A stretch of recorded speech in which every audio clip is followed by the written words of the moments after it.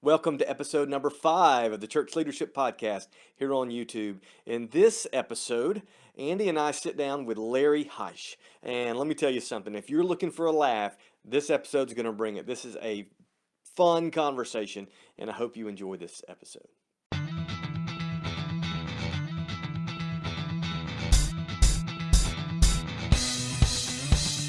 Welcome to the Church Leadership Podcast, your weekly source for encouraging and equipping local church leaders, with your hosts, Mark Gainey and Andy Frazier.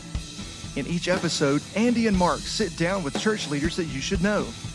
We believe these honest conversations will be helpful and encouraging to you as you lead the local church. Here is this week's episode.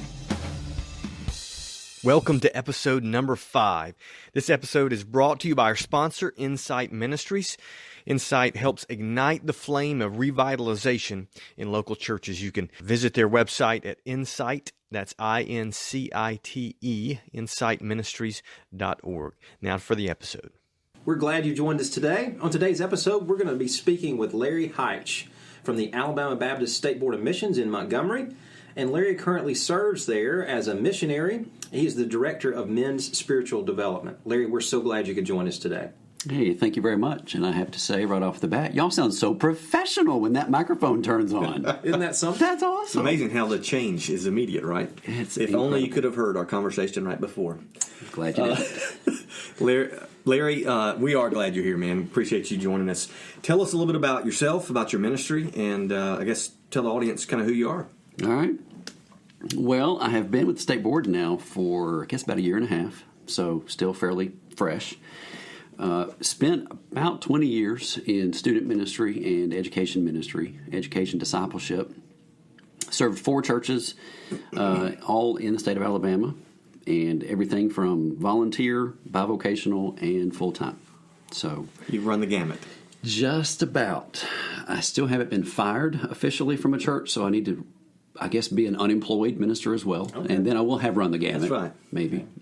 Still working on that one. So if you're trying to hit for the cycle there, I don't know if that's anything that you want to kind of pursue. Maybe you might want to be happy without having that in your resume. So far, I really am. But if you do, I mean, we've got some spots I'm sure we can point you to. There are plenty of ministries and churches out there probably would love an opportunity to fire you. That's right. Yeah. Larry, we're so glad you joined us today. We're thankful that we get some folks on here talking about not just ministry and being a church leader, but things that impact us and encourage us. And that's kind of our goal here. And we're thankful for you and your ministry, and thankful for the friendship we have with you. And we wanted you to come here today and talk and share about some things that maybe God's doing in your life, some things that you're excited about, and maybe just share some things with those who might be listening that we know you're an interesting person. Trust me on this. He is a very interesting person. Not sure how to take that, but thank you. We have some folks that would like to hear a little bit more about Larry and why you're passionate about what you're passionate about. Yeah. Well, I can tell you right off the bat, being in student ministry, I think almost all student ministers are very interesting type people, right? No doubt. It's just a strange breed of minister. So one of the things that really got my attention, how the Holy Spirit just smacked me over the head several years ago, I was at a church. I think we don't have to change the names to protect the innocent, since all are guilty. That's right. All have sinned and fallen short of the glory of God. I was at First Baptist Selma in Selma, Alabama. That would be at the corner of Selma. I'm just kidding. Anyway, I was there, and while I was student pastor there, I found myself getting a little, just frustrated with student ministry, with ministry in general, because we were always doing stuff. There was always so many activities. People, if you didn't have enough activities, people would complain. Why don't you entertain my kids more? Yep. Or if you did too many activities, why don't y'all take a break? And I'm like, so what is all this supposed to be about? So I come across Matthew chapter 23. All right. And so I see how Jesus treated the religious professionals. So he busts up into their little gang, the Pharisees, and he starts telling them, you guys are a bunch of blind hypocrites. Right. You're a bunch of fools. You're straining the gnats, but you're swallowing the camels. You're pretty on the outside, with that whitewashed tomb, but you're full of death and decay on the inside. So how many times have we read that? And so at this point in my life, though, this was my first full-time professional religious gig, okay? You have arrived. Exactly. Yes. Yeah, and I was at First Baptist Salem. yes. That's how you have to say that. So I then see him say, you will cross land and sea to make a convert, and when you do, you make them twice the sons of hell that you are. That's right. So what scared me, I think, the most was the fact that the Pharisees were doing what they knew to do, which was to duplicate themselves. And doing a really good job of it. Doing a great job of it. But for what purpose? They were duplicating themselves, and Jesus said, and those guys that you're making look like little mini versions of you, little mini me running around, trying to take over the world, were twice the sons of hell that you guys are. That scared me. Because here I am in ministry. What am I doing? What is the purpose of everything that we're doing? And so I just asked the Lord, all right, so if Jesus busted up in here, he came into our little gang, we're sitting around this table right now, and we just simply said, all right, Jesus, how are we doing? Wow. What are we doing right? What are we doing wrong? Because nobody wants to come to the end of their life, and certainly not to the end of their ministry, and hear Jesus say, what the heck were you doing? That I didn't tell you to have program after program after program with no fruit. I told you to make disciples and to be fruitful. And so, honestly, and I know it sounds super spiritual and super simple, but I just began asking and focusing on that one question. All right, Jesus, please show me, where am I missing the mark? Because I don't want to be a Pharisee. And there were two things that he brought to my attention that honestly it has changed pretty much everything in my life. The first thing was, everything is not for you. Everything is not to get your name out there, which, come on, I was 29. I was at First Baptist Salem, down by the river. And so I was, which no joke, that is how they talk down there. I used to think, where do they get this stupid Southern accent? Every time you have Hollywood, a Hollywood Southern movie, always have those stupid Southern accents. They've been to Selma. That's exactly where they got it. I was shocked coming from Walker County. Come on. We have a totally different, we have what I would call the lazy eye. Yeah. Night, right, light, Not down there. It's more dignified there. There are much. many versions of redneck accent in Alabama. True. Having lived here all my life, I can say that. And don't forget about hillbilly redneck. That's a totally different podcast. So many differences between rednecks and hillbilly. We might have to do it. Well, if I get invited back, I'd love to share some insights on it. Anyway, we digress. So being at First Baptist Selma, I was honestly, in the back of my mind, I was thinking, coming from small church, all right, maybe, I have arrived. I'm working my way up this ladder and getting my name out there. And God just showed me, all right, first of all, you're an idiot. All right, everything about what we do, everything that we are, should bring honor, fame, and attention to God. Everything is supposed to be for His glory. That's right. What? How simple is that? You've heard that. Matter of fact, I grew up with the bumper sticker above my door in my bedroom. Give Him glory, Jesus Christ. Had it for years. Didn't even know it was there until about 10 years ago. I go back to Mom and Dad's house. It's still there. And I'm like, wow. Okay, anyway.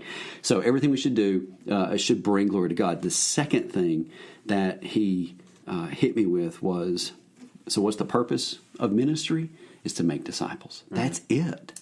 Yes. But why then do we structure everything in our ministries to keep our people busy and take them away from the very thing that God's called us to do, which would be to disciple other people? We do a lot of Bible studies, a lot of programs, a lot of things. But is it accomplishing the one thing Jesus told us to do and be a part of? So, or just feeding an addiction to activity.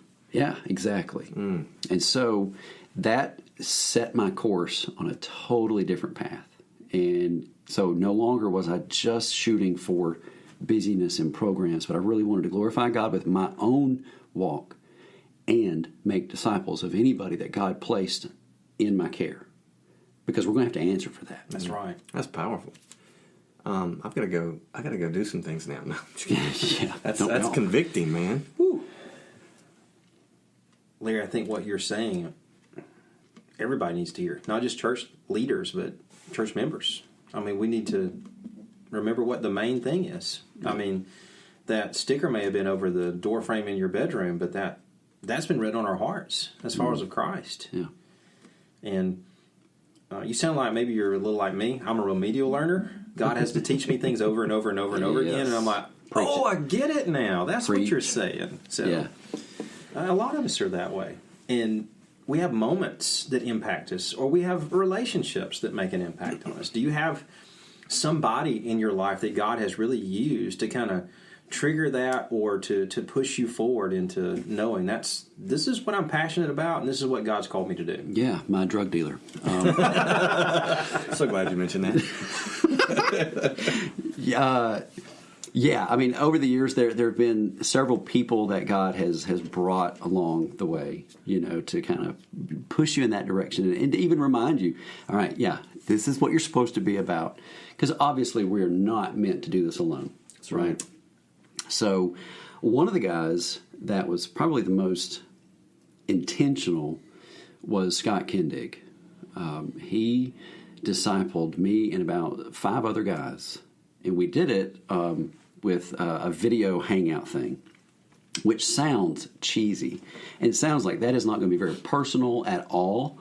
But I was at my 4th church as student pastor, and God used this relationship. We met once a week for about an hour and a half, and it was just incredible.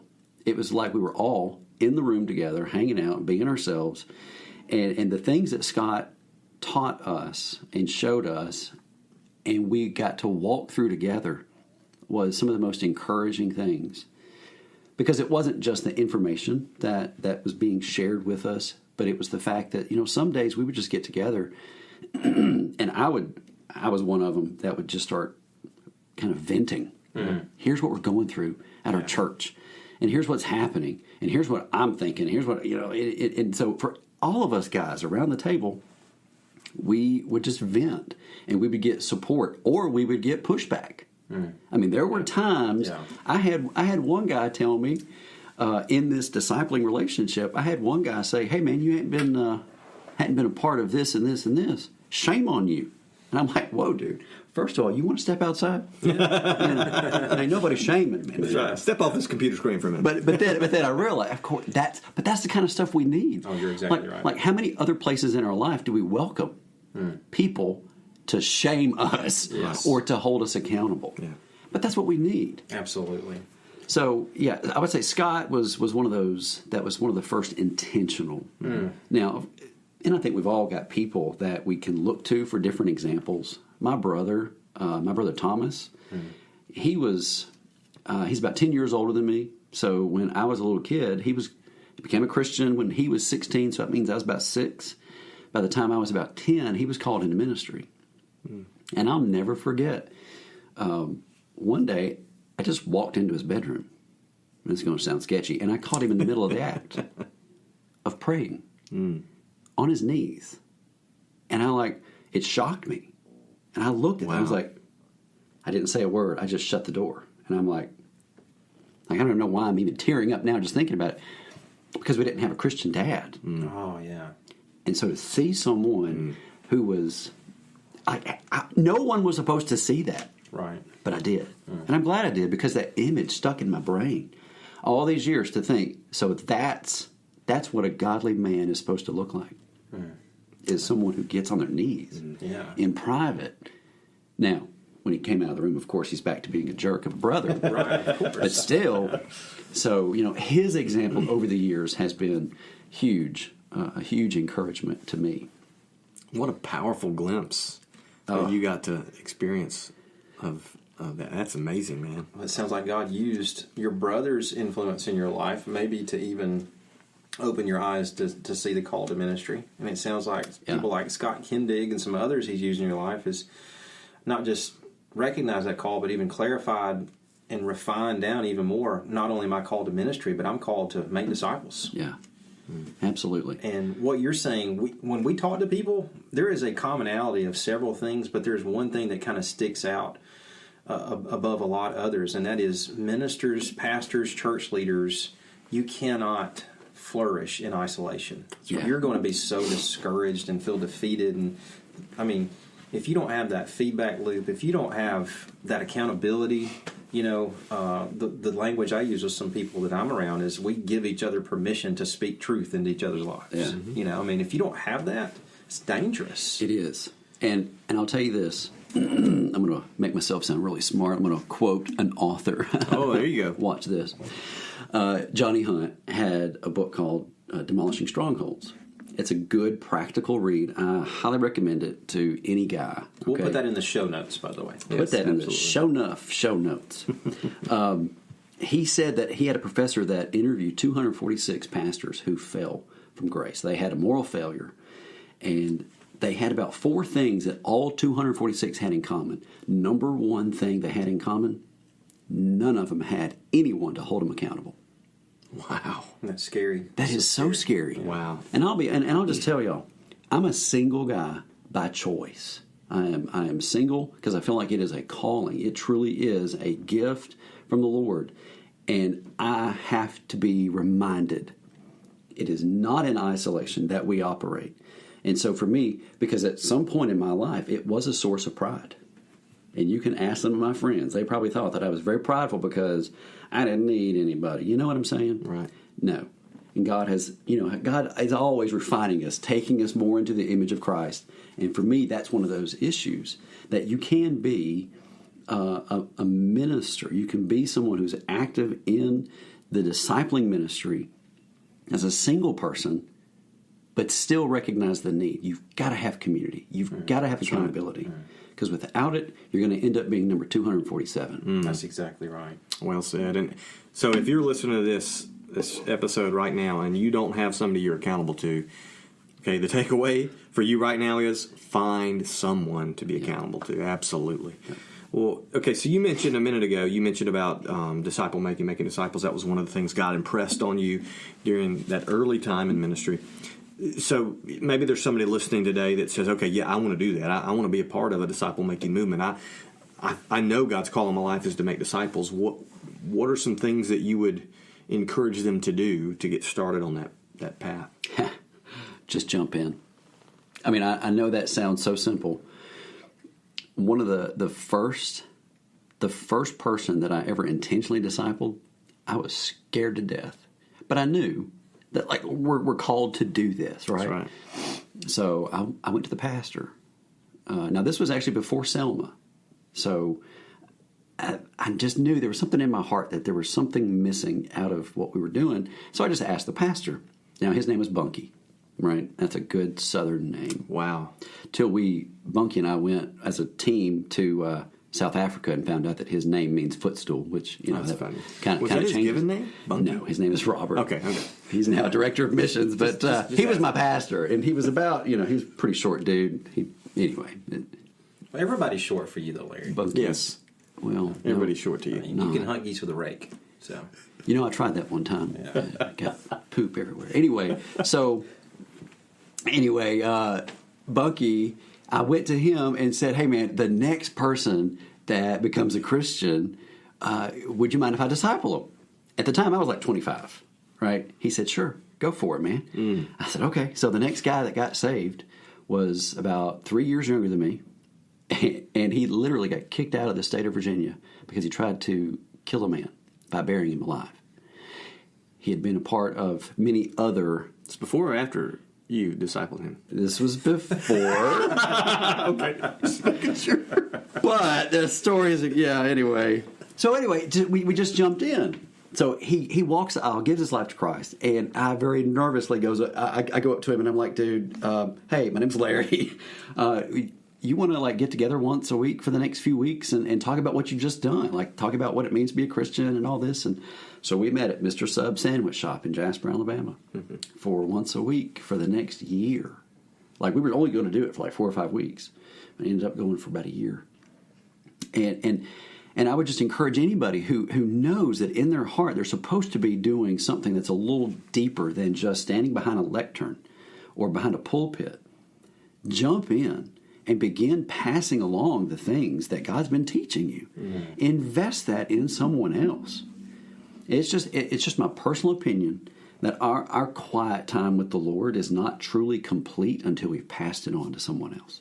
Oh, that's awesome. Because as He's teaching us, man, there's some rich treasures in the things that God has been teaching you guys, right?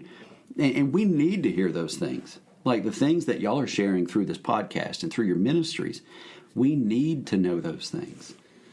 And it's very true, but it's also a reality that since we're remedial learners, if God has had to teach us something over and over again, then maybe somebody else needs to hear it. Yeah. That's right. Over and over again. Yeah. So. Man, if you can't learn from other people's mistakes, you are missing out. Because you are bound to make the same mistakes over and over. Well said. So really, I mean, I would just encourage anybody who feels like maybe that I shouldn't be doing this, or maybe I don't know enough to do this. Look, if you look at it as you're going to walk through this book together, if you're a couple of chapters ahead of somebody, what's holding you back? Mm-hmm. What's your problem, dude? Come on. You can do this. God uses ordinary people, right? That's right. The way I like to put it, if He can use this dipstick, He can use any dipstick, right? And so He used common, ordinary, unschooled men to change the world. That's right. He can use anybody. That's right. Well, let me ask you this before we close out, Larry. Any in your experience in your ministry in dealing with men, with disciple making, are there any tools, any resources that you would point people to that would be a good place to start? Yeah, absolutely. Well, first, I would just encourage anyone who's in charge of any ministry, whether it's men's ministry, women's ministry, children, students, whatever, be intentional. Like develop. All right. So if you say what is the whole point of ministry, if you agree with Jesus, which I highly recommend that you do that. Yes. If you agree that the entire purpose of ministry is to make disciples, then you define, you clarify what is a disciple, and how are you going to, as the leader of that ministry, how are you going to equip your people to become that? That's your GPS. That's the address you typed into the GPS. Do everything you can to take your people to that address and get them there together, right? That's awesome. One of the things I would highly recommend is a book by Robbie Gallaty called Rediscovering Discipleship.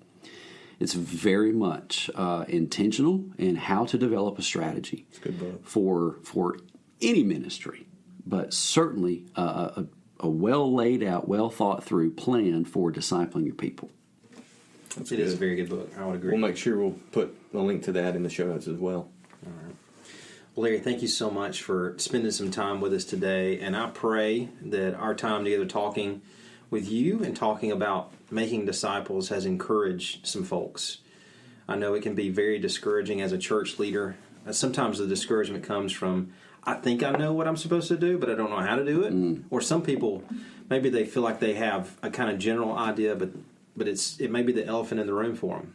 It may be the fact that they're participating in all of these classes and studies and groups and running all these programs, and they're still not seeing what they think should be happening in their life or in their church. And this may very well be what they needed to hear today. So thank you very much for hanging out with us and spending some time with us today. Hey, thank you guys for letting me be part of your little party here. You know? Well, y'all man, do this. hey. Y'all do this all the time? Yeah, we try to do it regularly. But when the party comes, when you show up, man. Oh, that's Come crazy. on. That's crazy. Well, listen. Can we put our clothes back on now? Awkward. Edit. Okay, so I hope that you guys enjoyed this too. Hope that it's been encouraging and a way to better equip you to lead in your local church. And we'll see you guys next time.